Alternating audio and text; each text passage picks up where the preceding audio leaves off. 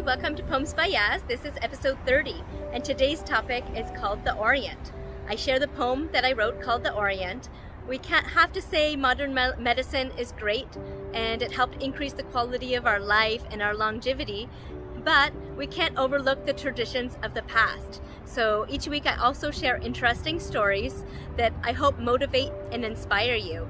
Today I'm going to share a story about Debbie and how she had a lot of stress at work, and she worked in the media, and she went to a reflexologist. And this is reflexology is putting pressure on different pressure points of the feet, hands, and ears, and it can help reduce stress.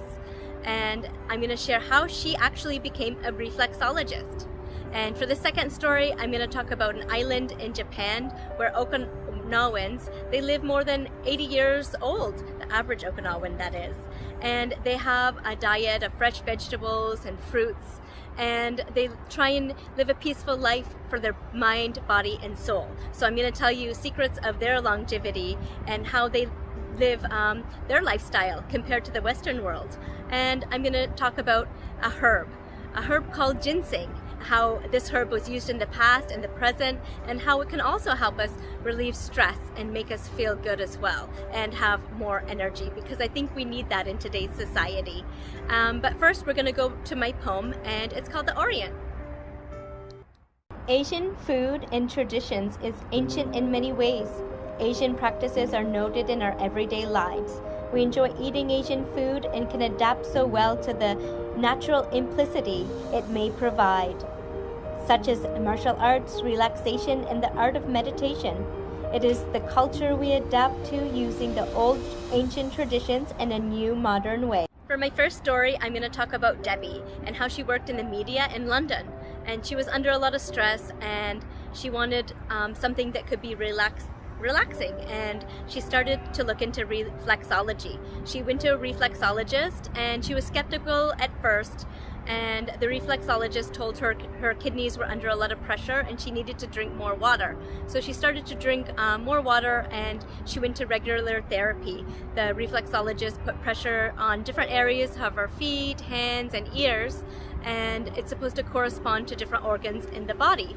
And it can help increase blood circulation in the body and help people feel more relaxed and feel happier. So she thought this therapy was really good because it was making her feel more relaxed, but she was so interested in how it all worked. So she started doing a course in reflexology part-time once a month until she passed her courses and she got certified to be a reflexologist. She started to get a lot of patients, so she didn't need to do her media job anymore. She quit her media job and became a reflexologist, and she had a lot of patients.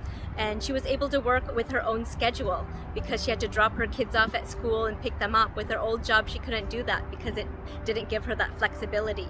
But with the new job, she could pick her kids up and have more free time and work on her own schedule.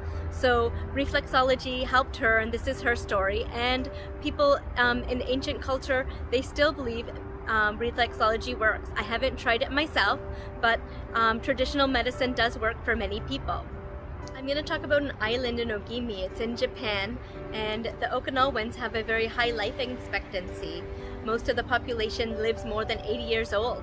Some of them live in their hundreds. So their diet is the Japanese diet, and it's become famous worldwide.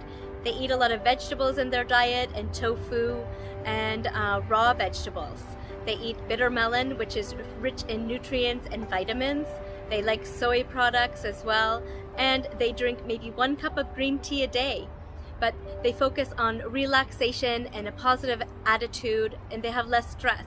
They have fresh air there and very little air pollution because there's not much pollution in that area, and they have so many trees and land, so they do a lot of walking and exercise, and maybe it's also genetics that lets them have that long life.